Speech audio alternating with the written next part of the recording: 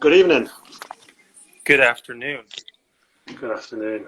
It sounds like a circus in your house. Is that what's going on? Yeah, so we've, don't ask me why. I really can't explain what has compelled us to dive into the world of pets. But Yeah, that's what I was thinking. Crazy. what started with a couple guinea pigs, which was like this cute idea for the kids, has morphed into a tiny puppy dog, which now is sleeping in our family room. So Lauren is out shopping for things, and I am feeding the little guy a popsicle so we can have this chat. Is that a bribe? Basically. Yeah. Basically. What dog have you got? What dog have you decided to get? It's all good. Not a Great Dane or something. I'm on, like a wolf. No, you know, it's funny. We were talking about. Actually, I was thinking of Cam because he's got a Great Dane. But we were looking at pictures of Great Danes. Like, you might as well just buy a horse. You could literally ride that dog. Take it to work. No, ours is it's a Pomeranian Shih Tzu mix. That means small to me, but I couldn't picture it in my head. Looks like a really tiny, like Arctic sled dog, but like in a 3-pound body right now. So need to get trained up. Up. Speaking of training, did you train today? I have not had time yet. So I've trained twice today. So I've done a swim this morning and weights, and I also did. So this is an ongoing competition. There's a competition at my gym, 105-meter row, as fast as possible. Okay. And I did it a few weeks ago and got 15.5, which isn't particularly fast, but it was enough to win. And then this ex-American varsity rower, I say that, it makes him sound better than he is. I think he's rowed for about a year. He rowed for a year in America. He pulled a 15.7, so not quite as fast, but I thought I'm going to have to go on again today. So I dropped it 0.1, 15.4. So hopefully that's going to be enough for the win, but we'll have to wait and see. It's like a gym competition. I feel like if you wanted to, you go sub. Is 150? How far? 105. It's the length of Wembley Stadium in the UK, which is a football stadium, a soccer stadium. I've heard, or a concert hall, as I've seen a lot of people play at Wembley, right? Oh yeah, it's like of course, a big deal. Definitely. Anyway, on to special. Speaking of special guests, we do have a very special guest today, and that is Simon van Dorp, who's joining us. And if you're involved in the indoor rowing scene, you've almost definitely seen one of Simon's screens. You must have. When he got the second fastest 2K of all time, which was a 5:36.4, that screen was banded around everywhere, saying, "Look how crazy this time is." I remember. I don't know if it was a 5K or a 6K, but I think there was like a video clip of his finish, too. And I don't know what he pulled, but it was like a. Yeah. Did he go under 130? Did he go sub 130 pace for that, or like one? It was really not for 6K, but he did a 131.1 average for 6K, which is the official world record. I think it was that. I remember seeing his finish, thinking that dude's a unit to start. Like he's like, how tall is he? Like 6'10"? 6'8", I think 6'8". A big fella. Oh yeah, strong as heck too. Yeah, I remember him. I remember watching that video, that finish, thinking that dude is hauling. I'm pretty sure he was probably pulling like 124s through the line at the end of that 6K too. But anyway, I'm sure he'll fill us in. He'll fill us in. Let's get the guy on. You work on getting Simon on. Let me work on that. Obviously, as I pace around my kitchen. Yeah. Simon's just come back from training camp in Austria, I think. So it's good that he's got a bit of a slot he can fit us in, which we are very appreciative of. I don't know how you've sorted this out somehow to get all these big time. Hey, there he is. Hi. Hello. Welcome, Simon. How you doing? Thank you. Good. Thank you so much for coming on. We really appreciate taking the time out of your training. I was just saying to Justin, you've just come back from a training camp in Austria, haven't you? How was that? Yeah. It was great. It was a great training camp. I love going there. Like we go there twice a year with the team, and it's beautiful. Like it's one of the most beautiful places I know. And yeah, there's an 8-kilometer lake in the valley, and then we sleep up on the mountain. It's great. Is that altitude training basically? Yeah, Yeah. It's Yeah. train low, sleep high method kind of. Oh, I And like that. we erg up on the mountain as well. But Right. Okay. yeah, no, it's That good. sounds fun. Yeah, I was looking at so you posted some pictures on Instagram. If you don't follow Simon, go and follow Simon. But that picture number 5 that I commented on is ridiculous. I was like, Yeah. Simon's photoshopped that. That's not real. No, that was the view from my bed for the last 2.5 weeks. So Wow, yeah, crazy. Tough. That's tough life. Yeah. But obviously but, you've got the run up to the Olympics now, haven't you? You're in the men's. You're in the Netherlands men's 8 or the Holland men's 8. yeah. Well, hold And on. how's Can we that get going? that? We need to get that cleared away because you and I were talking about Holland, Netherlands. We need to get educated on. They've got a lot Yeah. of terms for you and where you're from. So, well, I am from Holland, but I'm also from the Netherlands. I guess Holland is 2 provinces in the Netherlands. So I'm from Amsterdam, which is in North Holland. But the entire country technically is called the Netherlands, but a lot of people refer to it as Holland. So it's all good. Yeah, It's all I good. was Wikipediaing it before we came on, thinking I hope I don't call the wrong country. I was thinking, no, Oh definitely no, Holland's good for that. Yeah, yeah, fantastic. yeah. It both works. Okay, That's great. all clear. So all clear. So obviously you're building up now to Tokyo. Yeah. Do you want to give us like a quick rundown of what's going on between now and your first race in Tokyo? When do you fly out? So we fly out on the 17th. We're gonna be home for I think about a week. Right now it's the 30th, so we're going on a little like I guess you could call it a training camp, but it's gonna be at the place where we usually train, in Almere, which is different. Yeah, like which is in Flevoland. It's like a half-hour drive from here. Right. Um, we're gonna be staying there and training there, just to get like the focus fully on. We'll be there for like a week, and then we're flying out to Tokyo. So and then yeah, in terms of what we're gonna do in Tokyo, like yeah, we're just gonna train and stay in the Olympic Village pretty much. But Yeah. yeah, I suppose with COVID and stuff, you need to be careful that you're not picking up anything and trying to keep the routine the same.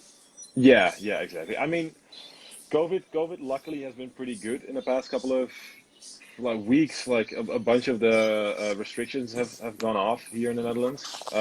Like I think even the clubs are open again now. Oh, Great. So like things are actually pretty good.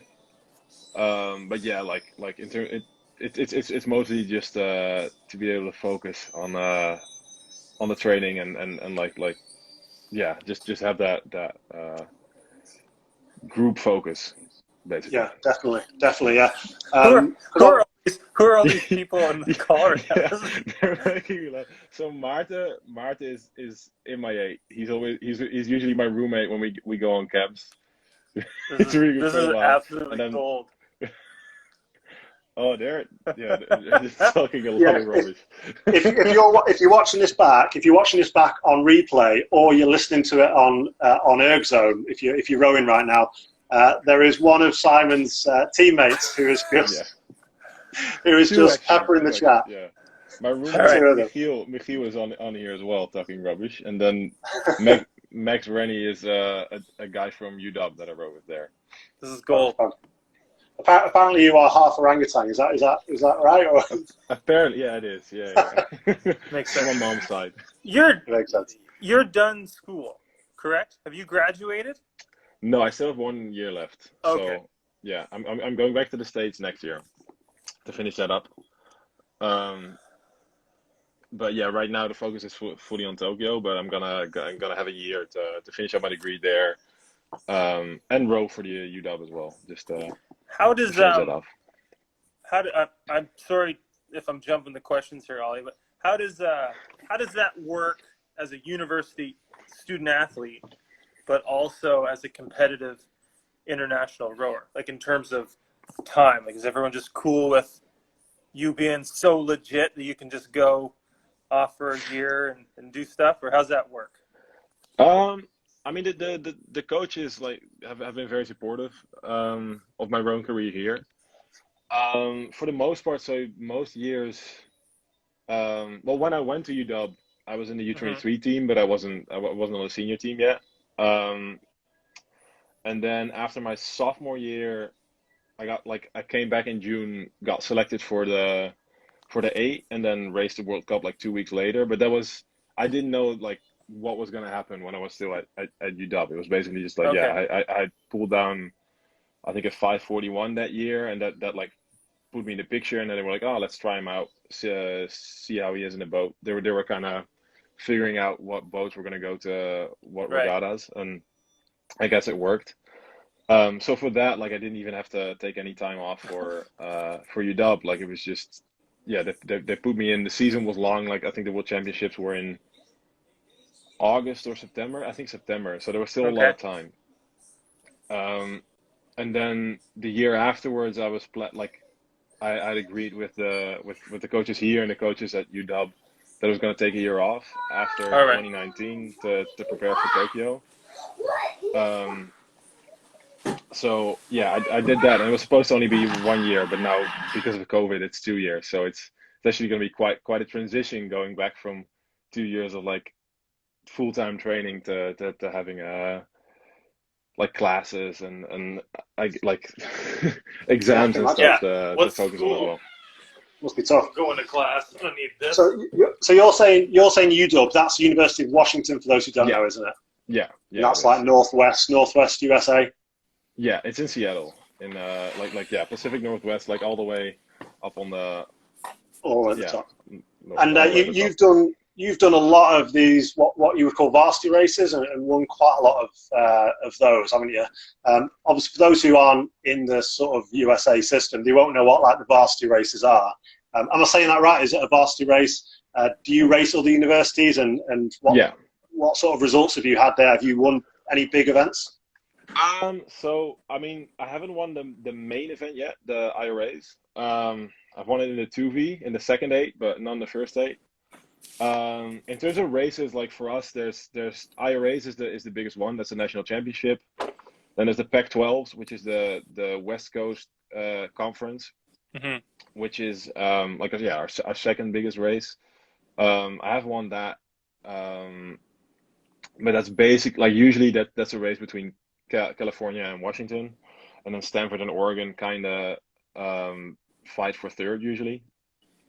Um, and then we before that we have a dual season, so we'll do a race against Oregon State, a race against Stanford, and a race against California and maybe some other schools. And yeah, the race against California is usually the bit like the first big race that we have, and it's California, then Pac-12s, then um, race, and the Winter Cup is in between there. But that's just that's usually a fun and competitive race, but it's not like if we don't win it, it's not a massive deal. Yeah. Um, going back to your when you first started rowing. So is it about 10 years? The guys are peppering the comments with I with funny I'm Yeah, comments. they are. honestly I'm trying Yeah. so Yeah. hard not to look.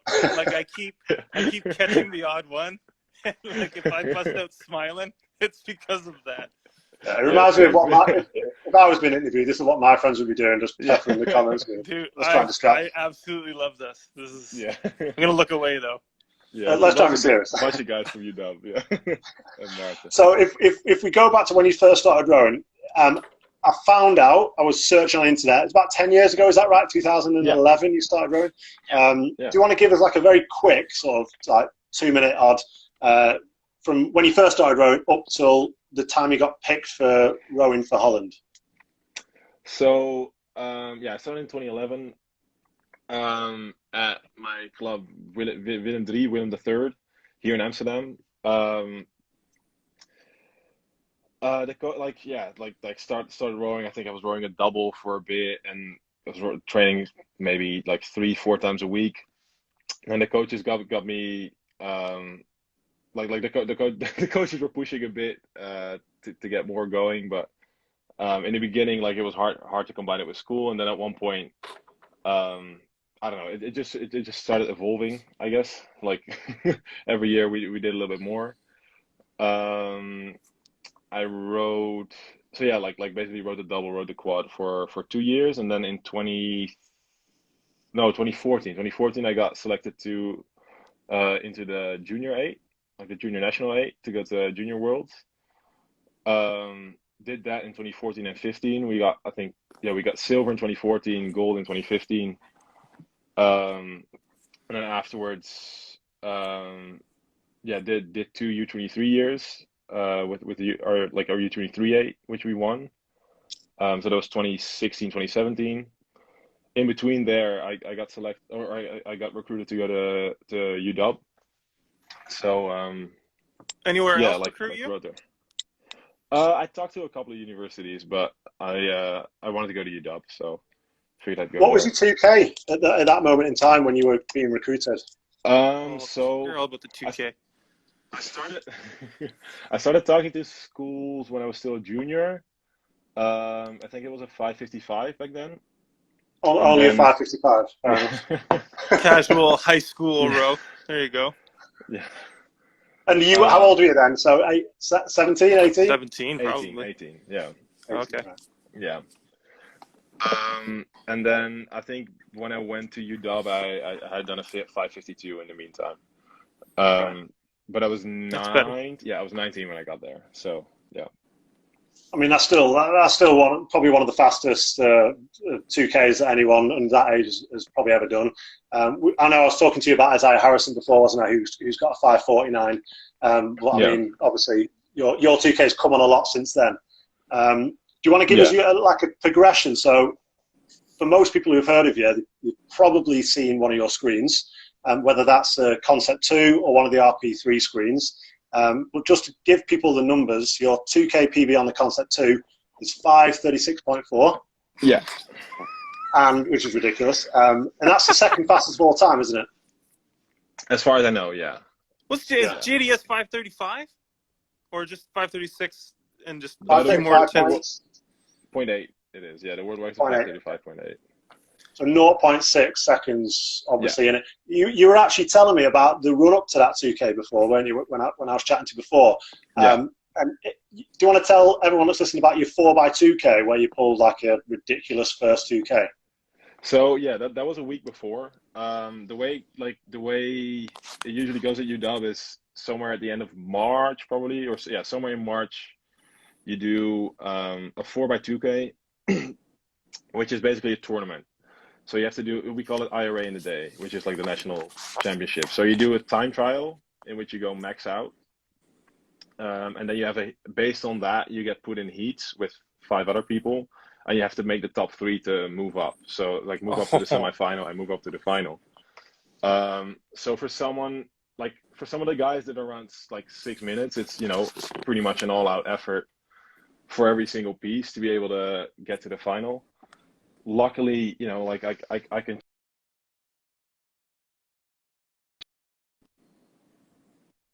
Oh, the first one. Oh, sorry. Wow. Did you hear that, Justin? 5:39 on the first one. Yeah, just a steady starter. You got to open. You got to be conservative off the start. It's basically for that one. It's usually try the PR, which like I went for. I knew that like sub 540 was probably in the bag, so. Or like it was in the realm of possibilities. Yeah, so I went for that, and then like I don't remember the times for the middle two, and then finished off at a 5:54, I think. But that was really good mental prep for the 2K for next week, and I also knew like I guess the first one, the 5:39 was a bit more conservative. In terms of the way I paced it, I knew that there was probably still speed in it because it was like very flat and then a like massive final sprint. So I was talking to a couple of people and they were like, dude, you got to go for the world record. Like, don't go for a 37 or 38 now. Just send it. So yeah, I tried. The next week I tried and I held on for a long time, but like, I was basically going into that piece, the second 2K, thinking, well, if I blow up at 1200, 1400, 1600 meters, it's fine as long as I go for it. And my legs held on longer than I thought. They held on to 100 meters to go or something. so it was a bit frustrating seeing it creep up and go from like the 5:34, 35 projected finish to the 36. But I knew that there wasn't much more that I could have done. Like my legs just like the time just wasn't there that day. So yeah, it was very close though. Within 100 meters, you must have been really hurting at the end there. Yeah, that hurt. That was a painful one. What is it that gives up? So when you're doing a 2K, what is it that, so in that last 100 meters, what was the reason you couldn't go any faster? Or you couldn't I keep think it? it's just something like I feel like for me the pieces that go like that I know that I've like pulled everything out are basically the ones where my legs shut off. Like it's like I try to sprint, I try to kick it up, but like the speed just isn't there. Something like you try to shift through gears, I guess, Hmm. and at one point you don't have any gears left. Um, Yeah. and for that one, I think for that one mentally for me was a very good lesson because before that I paced all of my 2Ks pretty much the same way, which was pretty flat and then a massive sprint. And for that one, that sprint wasn't there anymore. And ever since I've tried to pace them like that, like pace it flat and then see if I have a sprint left. But if I don't, then it's fine. I mean, So like, it's a bit of a stupid question because we've all done 2Ks and we've all been at that point where you just can't go any faster. But I just thought, it'd be good to hear what's the limiting factor for you. So obviously it's the same as more everyone else. You legs. just run out of power. Yeah, But yeah, yeah, do you think maybe that's something because you were telling me before that the Holland crew don't do many ergs. Am I allowed to say that? They don't do many ergs. They mainly focus on the water. yeah. No, you're allowed to say that. Yeah, no, yeah. We focus on the water mainly. We do most of our miles on the water. Sometimes we bike. We don't really erg unless we're on an altitude camp, pretty much, because then like you can do altitude work and have a rowing motion. But Hmm. apart from that, like we only use it for testing, but we test like a couple of times a year. Um, or if the weather isn't good enough, like if there's way too much wind or like it's just not feasible to go out, then yeah, we go on the erg. But then we don't really use the concept two. Like we mainly use the RP3s. The women Yeah. do, but the men's team is only on RP3s. So yeah, So why do you think that is? So obviously the RP3 is something that if people follow Simon, they might see Simon on quite a lot, and especially because you pulled the fastest, haven't you, 2K on an RP3 of 5:27.4. yeah, So how did that go? Because obviously people generally say that the RP3 is faster, maybe because of the rate, the time you can get your rate yeah. higher, can't you? So what about 2Ks It's on that? definitely faster. Yeah. I'm not sure how much faster. We're still trying to figure that out. Like for some people, it's a couple of seconds, and for some people, it's 10 seconds. So it ranges, and I think yeah, part of it is the rate. Like for instance, I think my PR on the Concept 2 was a average 37, and then my PR on the RP3 is a 42, I think. Yeah, Um, and yeah, it's just way easier to rate in terms of like the output you actually put put in per stroke. It's probably about the same, but it's just you're moving the machine, which is I don't know 20 kilos, Mm. up, and like if yeah on a C2, which it's your own body weight, which for it's me is probably a lot similar more. to. Yeah, Is it like Concept 2 on slides, essentially? Is that what? Because the RP3 is like yeah, it all moves, doesn't it? It's like a yeah. rail with the seat and the flywheel. They all move around. It must Yeah. be more difficult to row than the Concept 2. Um, Maybe not for you. yeah, I don't know if it's that much harder. You don't have the problem where like for the concept two on the slide, sometimes like I feel like for that the start is kind of hard because you start hit, especially if you're tall, you start hitting the end. And for Hmm. the RP3, if you have it properly adjusted, then that doesn't happen. Um, I guess the harder part is maybe that it goes a little bit faster, but then also like that's what is like the benefit of using RP3. So yeah, I think that the reason we use it is because it's more similar to the rowing motion because you have the machine moving around you, just like you have the boat moving around you Yeah. during a race. And I would love to be able to train on an RP3. They're quite expensive, aren't they, compared to Concept 2s, Yeah, which are around the seven, They're eight a, hundred they're a pound. unicorn, Ollie. I don't Yeah, even think have to save up. I don't even think they're a list price. Like I think I remember trying to look for one a few years ago. Like, oh, this would be fun, and either couldn't find a price, or it's kind of the kind of thing like know people or ask. I don't even know if they have an online store. So I think exclusive club. I mean, I think they're, you can definitely buy them in the Netherlands, but they're also a Dutch, uh, like Erg, like they're made in the Netherlands, and they're definitely, yeah, they're definitely more expensive. Um, but yeah, I think they must be like the guy who imports them into the US. He comes to UW quite a lot. His name is Mm. Carlos Dinares. So I bet there's RP3s in Canada as well. But yeah, So so Justin, if you I'll want one, ask you have to around. get yeah. Simon can put us in contact with the right people. Great, perfect. Get the money ready.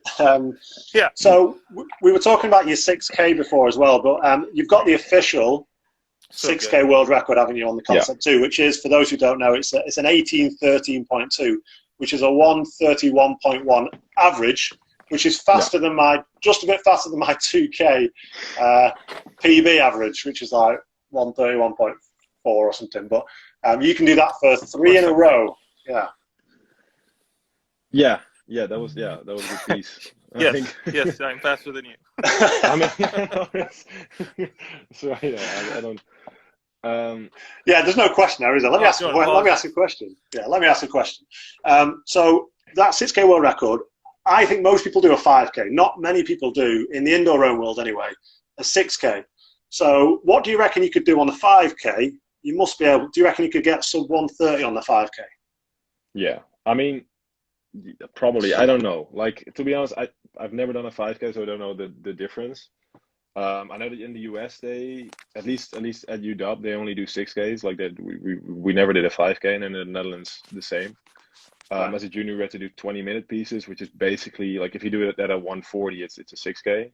Hmm. Um, so yeah, I don't know. I mean, honestly, I think at one point I might be able to go sub 130 on the 6K, but we'll see. Like I Ooh. think That's a I great goal.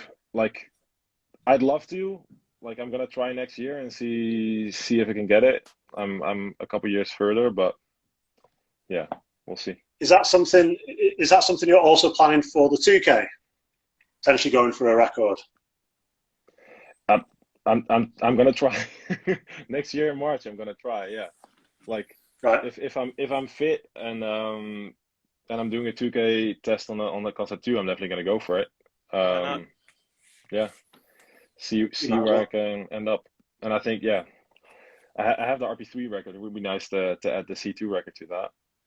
Definitely, yeah. I mean, Yeah, it's only a bit faster. I say a bit faster, 0.6 seconds, but obviously it's going to be a lot of pain to get there. But we have every faith in you probably doing that. But yeah, there's one other person that's on everyone's sort of mind when it comes to 2Ks in the world, yeah, and that person's Ollie Zeidler. yeah, So I'm assuming you've heard of Ollie Zeidler and you know about his 2K. So his 2K yeah. is slower than yours, isn't it? I think it's 5:37. I want to say. I'm not entirely sure Something of like the that. exact PB. Um, when people say about 2K records, it's either you or Ollie Zeidler. Do you do you know about that sort of that rivalry? Is that something you've heard of? Um, I don't know if it's a. I mean, I don't really see it as a rivalry. Yeah, no, Obviously, I probably used the wrong word. Obviously, I know of Ollie. Like yeah, like he's a world champion in the single. He's a very well known rower. I've met him a couple times. Like yeah, he's a good guy. Um, but yeah, in terms of like erging, yeah, like obviously, if I'm faster, then I like it. But if he, I think he could break the world record as well if he actually trained for it or yeah, because he's close as well, and he's Yeah. young as well. So yeah, Yeah, I I think you're slightly younger than him. I think he's just a bit older, but it's great that we've yeah, got two people sort of going for this record because for quite a long time this record was unbroken, wasn't it? And it was held by is it Rob Waddell for yeah, ages, and then obviously Josh Duncan Smith came along and broke it a few years ago. But it's good that we've now got two people who are vying for that 2K world record. yeah. I mean, and who knows? Like who knows who else will step up and go for it? I mean, like I always think rowing isn't a very big sport, but like if some like say if someone if a really big guy from basketball or whatever like one of the bigger sports just comes over and Rip Satuka, I think someone could get really close. I think you had that Italian junior who went at 5:45 last year. Like if he keeps growing, like who knows? I think 5:35 is definitely not the limit. Like if you get someone, I think right now what like Ollie and I think are both pretty much the same height, and we're both also about the limit of what fits in the boat. If you get someone that's, I don't know, 7 foot, like 2 meters 14 and 120 kilos, like of just dry muscle, and with a good VO2 max, then I think a 5:30 is possible. But Right. That's good. So you think maybe even maybe a sub 5:29 or something could be possible on the concept too? I think in theory, yeah. Like that. Like I know that I'm built well for rowing, but I also know that for erging, as long as you fit on the erg and you could put down watts, like if you're big and fit, there's not much stopping you. And there's people that are bigger and maybe can get fitter as well. So yeah. We need some rich rowing fans to put up a big prize for a 2K world record and like 100 grand prize, and let's see. Yeah, grab a couple NBAers and exactly train for a year. Bjorn in the comments mentioned Shaq. I think someone like Shaq, who's no, not Shaq. Maybe not now. Shaq's well, maybe not now. But Shaq's huge. You need like Giannis Antetokounmpo or something like that, because he's like 6'11" and lean. He's like a lean 240. Someone like him. Okay, I don't know. I don't know enough about basketball, but yeah. Come on. Anyways. Yeah, we need essentially. I mean, there's got to be a reason why people like you and Ollie are really fast on the rower. So you're obviously really tall, 6'8", aren't you? And how much do you weigh, if you don't mind me asking? So right now I weigh I didn't weigh myself today, but I'm around 107, 108 kilos. I'll probably race at around 107, maybe 106 if I'm able to get there, but I don't know. Yeah. I think for both those 2Ks I was around 108. Yeah, but I can get like I get heavier. It fluctuates a lot during the season. There's obviously a lot of basketball players who are around the similar size, but maybe they're just too big. Maybe they're like too heavy, and it's because I can imagine a lot of basketball players are at like 120, 130, and it might just get too much for them, and when they're on the erg, and it's not beneficial. I think for rowing, there's definitely a limit in terms of height, because right now, for me, like I have relatively long legs and a short body, but that means that usually when I'm in a boat, my feet have to go all the way forward, and then I still have to work something out with the slidings. Like for me in the A right now, the end of the slidings is taken off, so that I have a little bit more wiggle room, and then the backstops of the sliding are the feet of the guy behind me. So like I'm like on the edge of what fits, and I bet Ollie is similar. Are you the tallest guy in your 8? Like, are you the only one that has? Yeah. Yeah, but then I mean Marta is like an inch shorter. We're all pretty tall, so like usually it's you get close. Like a lot of us are close to the limit of what fits in the boat. But I rode with a guy at UW who came in. He only did a freshman year, but he was I think he was 7 foot, but his legs were a full 10 centimeters, like 4 inches tall, like longer than mine, and he couldn't even fully finish his leg drive. Like his legs were like this in the finish. and I think like if you get someone like him, because they got 2 ergs for us with longer slides, like one for him, one for me. And for me, it's like for me, I only hit the back of a normal one by like a little bit, but he couldn't finish. If you get someone his size who's strong and fit and whatever, then yeah. Like I think the limit gets a bit bigger, but who knows? We'll look forward to seeing the possibilities next year. Obviously, after the more important stuff this year in Tokyo. Yeah. Going on to your training, I know we can't discuss sort of in too much detail about what training looks like at the moment, but what about if we go back to UW or University of Washington? What about your training there? What did it genuinely look like on an average week, like non-racing week, on a normal training week? It was a lot of hard pieces probably. That's the difference with here. Like here we train a lot of steady state. But back there a lot of it was like in the middle zones, the gray zones, where you're like maxing out a couple times in the week, doing a lot of AT work, like doing a lot of battle pedal, I guess. I think that was the main difference, but that's also because there's a limit on the amount of hours at UW. Like you can only, I say only, but you can only train for 20 hours a week. So I just go. I try to not look at them. That's such a college kid answer too. I love it. You can't have any Oreos. It's good. How about you guys in the weight room a lot? I think twice a week usually. Yeah, twice a week in the weight room. Then we rode most days except for Sunday. Like we were usually Sunday was off. Had a big erg on Wednesday. That was like, I don't know, a 2x6K rate capped, or a 10K, or 3x4Ks, like something max out but divided into a couple of pieces, like something long, usually around 12K, divided up. And then sometimes that was a 6K test or a 2K test. And then I don't know, some power pieces, a bunch of different things. Right. Sounds hectic, as well as all your studying, obviously. I'm sorry? As well as all like your studying and your work, you've got to do it. Yeah. And your course. No, exactly. Yeah. Usually it was like rowing, studying, rowing again, and then studying, going to bed. What are you what are you studying? What's your major?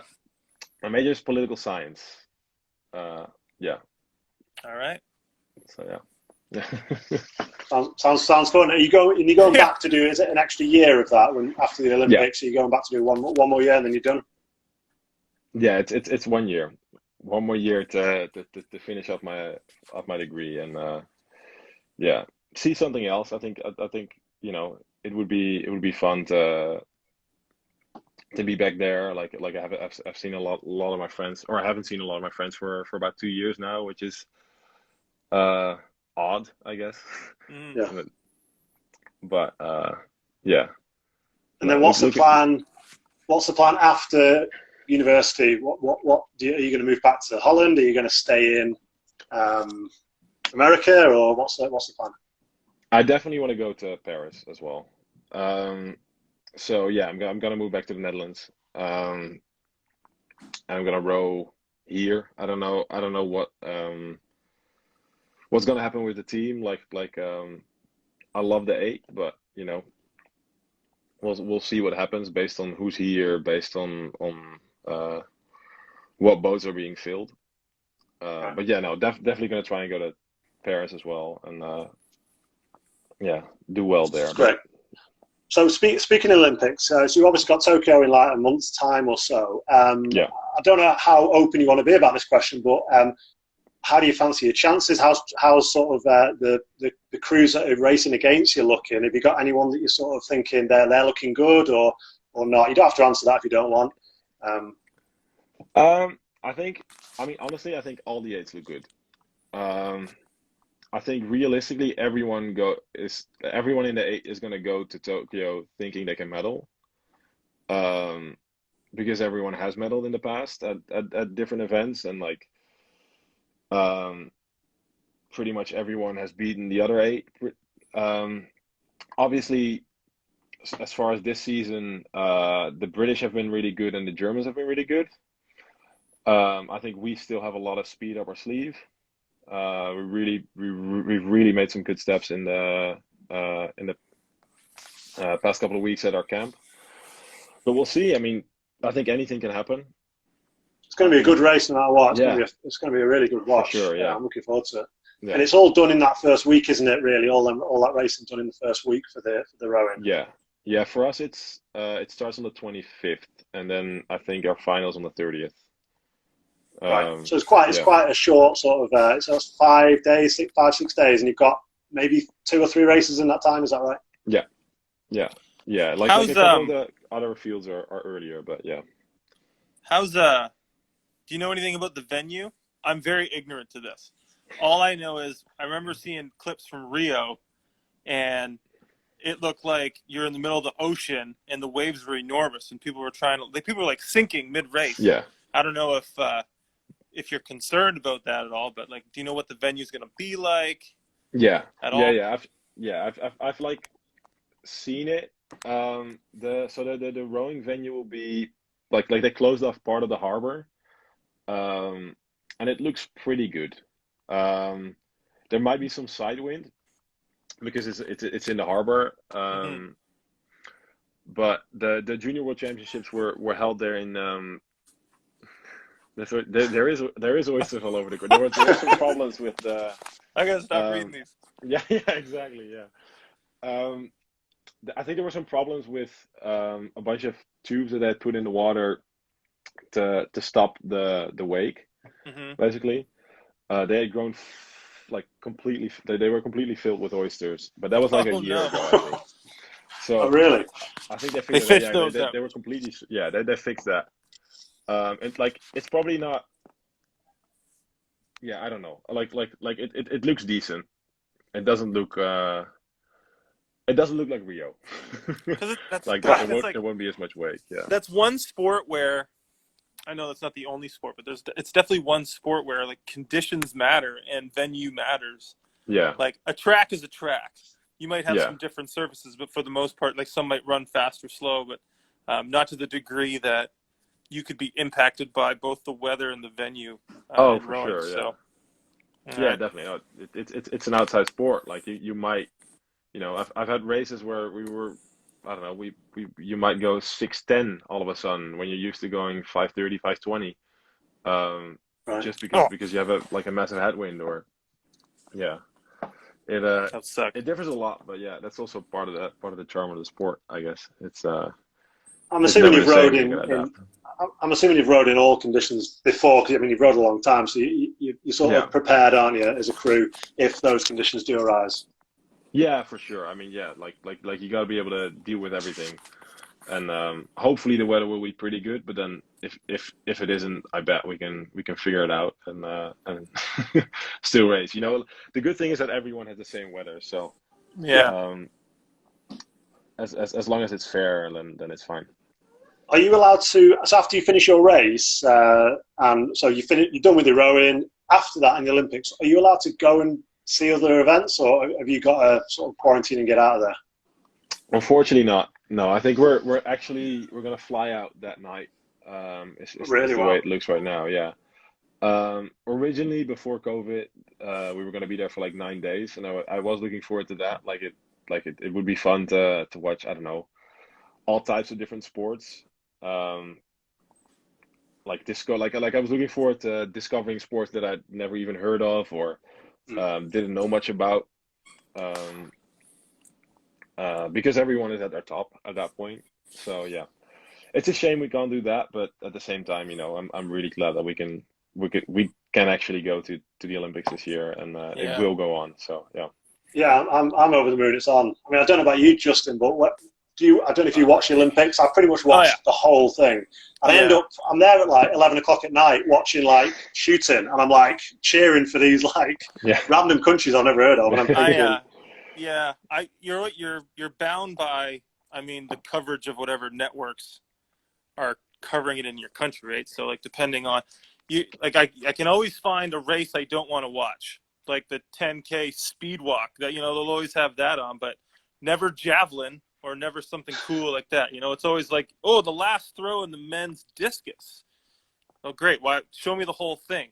So it's always a fight to kind of find a good feed. But now with the power of the internet, which is an amazing thing.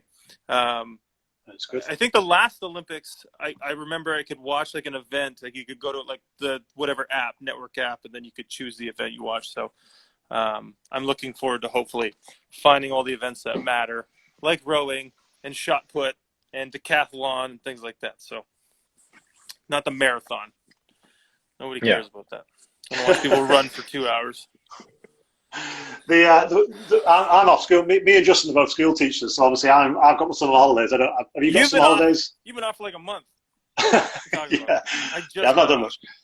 I've done no teaching for a while, but I'm looking forward to getting like my computer, my iPad, my TV all set up with all the events on, and hopefully I can find coverage for them all. Anyway, I was going to move on now to the final thing, which is going to be a quick fire Q&A. I say quick fire, sometimes it's never quick, but oh well. Quick fire Q&A, and then we're going to let you go because I know I'm sure you've got plenty of recovery to do. So you can say a shorter answer or as longer of an answer as you want for these, or you can speak about it if you want, or just say one or the other. So the first one's going to be Concept 2 or RP3.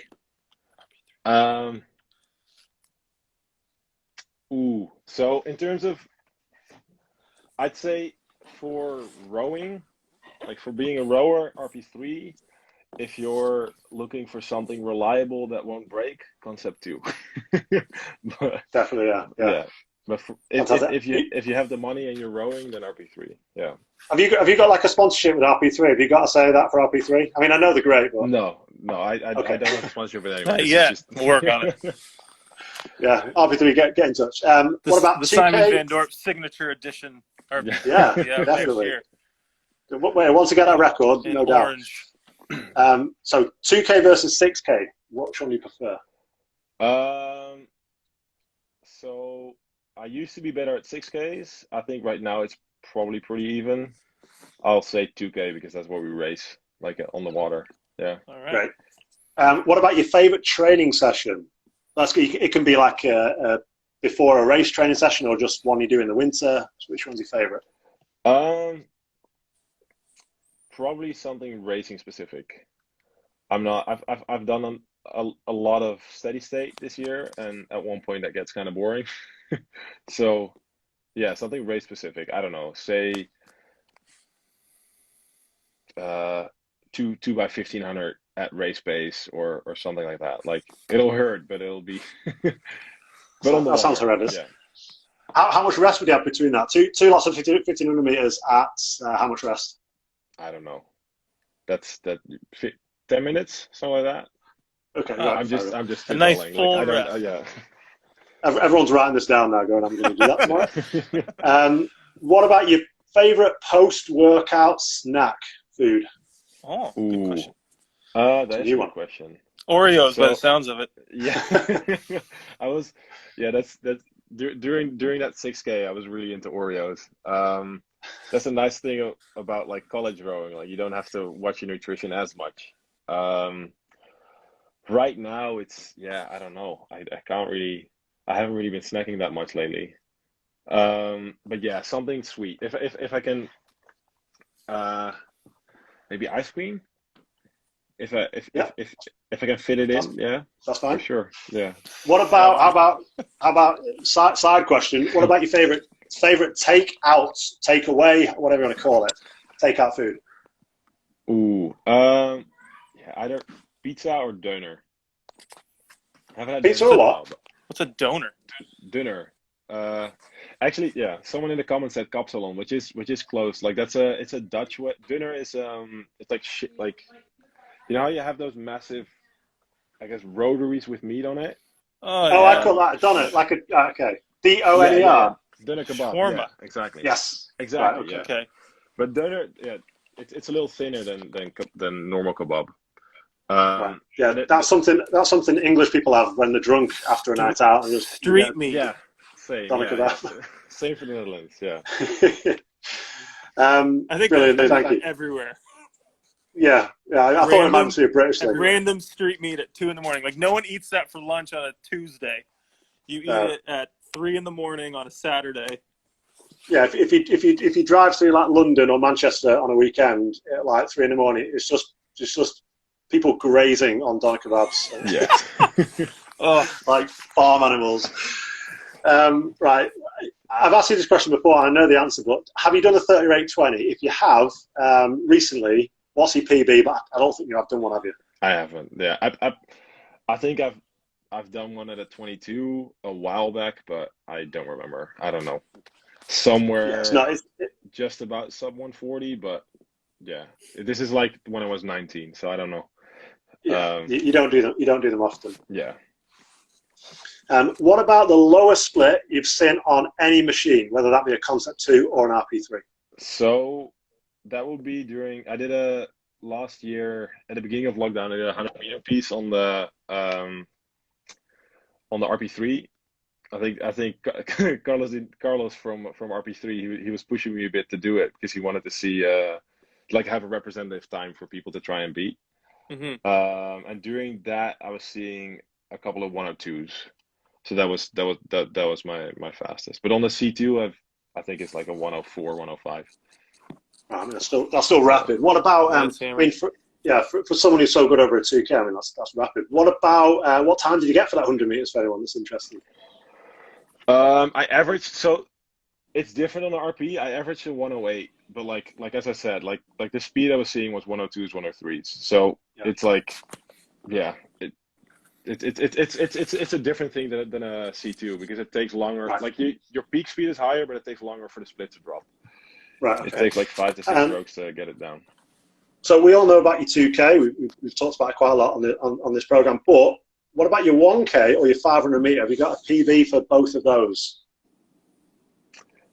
Probably, but I'm not sure. Like my 500 meters must be like, I don't know, a 117.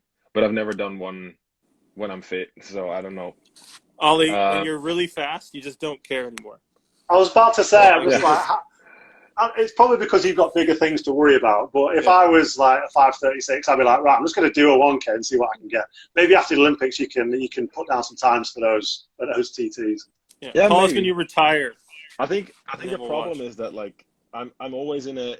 So right now I'm in a like training schedule where there's no room for stuff like that. Like it's a lot of steady state, and when we do hit race pace, it's in the boat. So there's no real time. I think my 1K PR is the 1K I did before, and that's on the RP3. The 1K I did as prep for my 2K, so it's pretty much the same speed. Yeah. So yeah, like I don't know. The thing is, like I started getting good at erging, and then just got into a program where there's no room to play around like that. So yeah, maybe next year, maybe I'll fingers crossed. 1K here and there, And final question before we let you go is, what one piece of advice would you offer anyone who's going after that PB, on it, whether it be a 2K or a 6K or whatever? What one piece of advice? It could be about training. It could be about how to prepare for it mentally or recovery or something. So I think mentally, it's important to just try and maximize your own piece. I think a lot of people are really focused on certain times. I think a lot of people are focused on, say, going sub 6. Like I've been getting that question a lot. How do I go sub 6? And I think for most people, it's just by not focusing on going sub 6 and focusing on what is my own way to maximize my output. And that can be different for everyone. Like for some people, it might be pacing it flat, like one speed all the way through. For some people, it might be being a little bit conservative and sprinting it all out. But as long as you're taking every piece and trying to learn from it, I think you're gonna keep improving. And it's never gonna be perfect, but and there's gonna be like even the best pieces, you're gonna doubt it at one point, but just like take a risk and try and hold on, I guess. I think that would be my advice.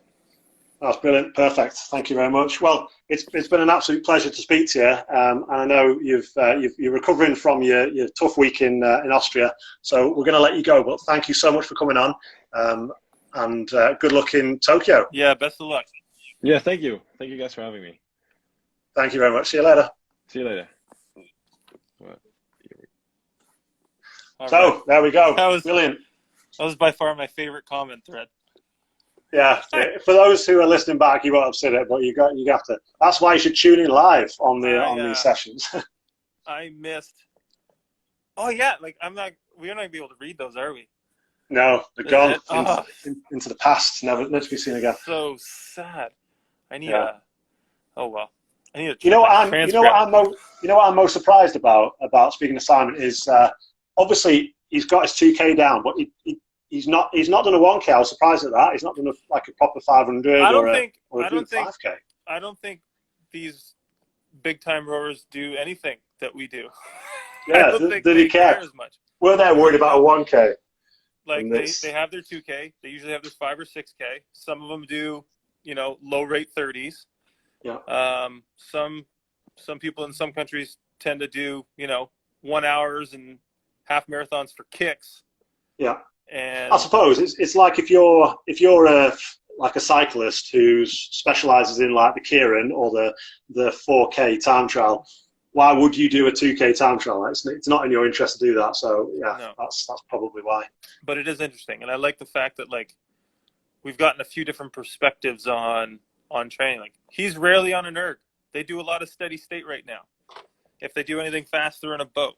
And I found that pretty fascinating too. Where I think he's one of the first we've talked to who's done like it's like they predominantly do work on the water and that's it. So yeah. That's cool. Well, it's good to see. And go ahead. No, go on. I was just going to say. I'm looking forward to the Olympic Games. Like we have a lot of people that kind of cheer for. Definitely. Well, I'm being serious when I literally will watch anything.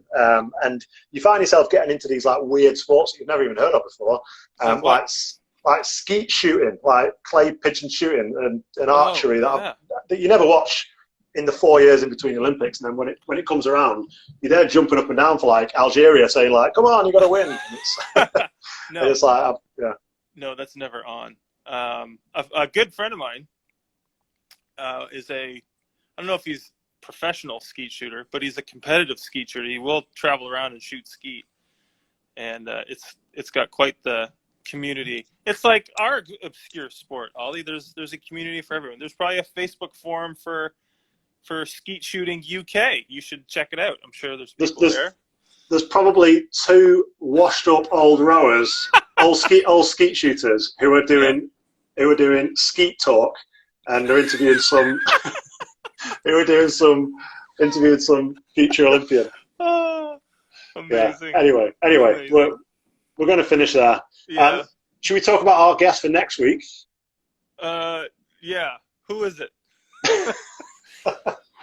I'm so scattered right now. I know. I'm trying to think of the list you gave me.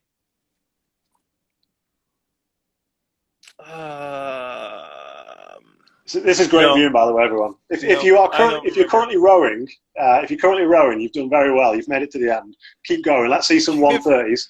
Who's I think I know who's in 2 weeks. Who's that? Our German lady friend. Is that in 2 weeks? Yes, I think that's in 2 weeks. Yeah. Next week we've got Mr. Cameron Buchan. Oh, we can ask about his Great Dane and his ambulance. Dog tips. And I need to know what kind of vlog equipment I should invest in for the vlog that I'll never have. But still. Okay. Be good to chat to Cam next week. So yeah, thanks everyone for joining us. Really appreciate it. If you like the show. We do have an Instagram page set up now called. They're still chatting on. We do have an Instagram page called ErgTalk, so get yourself onto that. We don't actually do the shows there. I just post little clips here and there, as well as on my page. But add that as a profile if you can. But we will see you next week. Bye, everybody. See you, Ollie. See you later. Bye bye.